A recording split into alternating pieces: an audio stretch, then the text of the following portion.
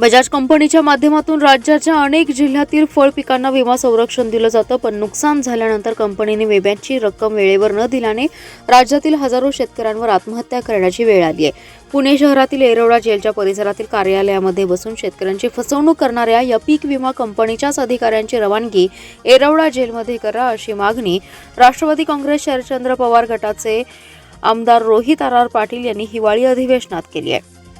बुधवारी रोहित आर पाटील सभागृहात राज्यपालांच्या अभिभाषणावर बोलत होते। आमदार रोहित पाटील म्हणाले, राज्यपालांच्या अभिभाषणातून राज्याच्या कृषी क्षेत्राला प्रोत्साहन देण्याबाबत खूप प्रयत्न केले जात आहेत असं सांगितलं गेलं, परंतु प्रत्यक्षात तशी परिस्थिती दिसत नाही। राज्याला दिवास्वप्न दाखवले जात आहे की काय, अशी परिस्थिती दिसत आहे। नाशिक नंतर सांगली जिल्हा आणि खास करून तासगाव कवठेमहांकाळ हा मतदारसंघ द्राक्ष उत्पादनाची उपराजधानी म्हणून ओळखली जाते। गेल्या 10 वर्षांमध्ये कापूस, सोयाबीन पिकांच्या हमी भावासाठी आंदोलने होत असताना आम्ही द्राक्षासाठी आंदोलन उभं करण्याचा प्रयत्न केला। त्यावेळी सरकारकडून सकारात्मक असा प्रतिसाद मिळाला नाही। सर्व द्राक्ष उत्पादक शेतकऱ्यांचे कंबरडे नैसर्गिक आणि मानव निर्मित संकटांनी मोडले, डोक्यावरचं कर्ज वाढत चालले। अशा परिस्थितीत नुकसान भरपाई मिळावी म्हणून राज्य सरकारकडे मागणी केली आहे। राज्यपालांच्या अभिभाषणामध्ये परिच्छेद क्रमांक 32 नुसार राज्यपाल कृषी क्षेत्राला प्रोत्साहन देण्याचा प्रयत्न कृषी क्षेत्राला प्रोत्साहन देण्यासंदर्भात शासनाने केलेला प्रयत्न सांगतात। पण त्यामध्ये अध्यक्ष महोदय, मला आपल्याला सर्वांना लक्षात आणून द्यायचं आहे की नाशिक नंतर तासगाव कवठेमहांकाळ मतदारसंघ हा द्राक्षाच्या उत्पन्नाच्या माध्यमातून उपराजधानी म्हणून ओळखला जातो।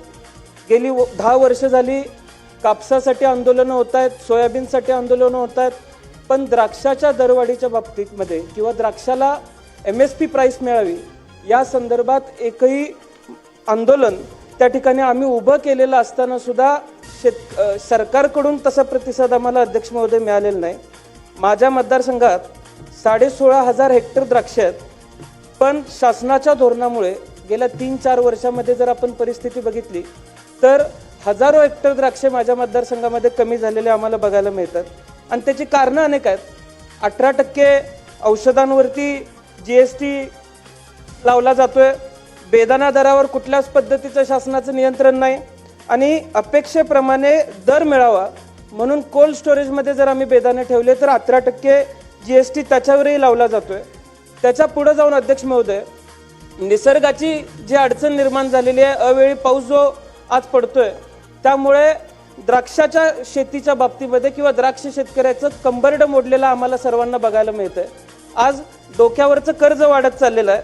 अशा परिस्थितीमध्ये नुकसान भरपाई मिळावी म्हणून राज्य शासनाकडे मागणी केली तर राज्य शासनाच्या पोर्टलवरती 3 हेक्टरपेक्षा ज्या शेतकऱ्याची जास्त जमीन आहे त्या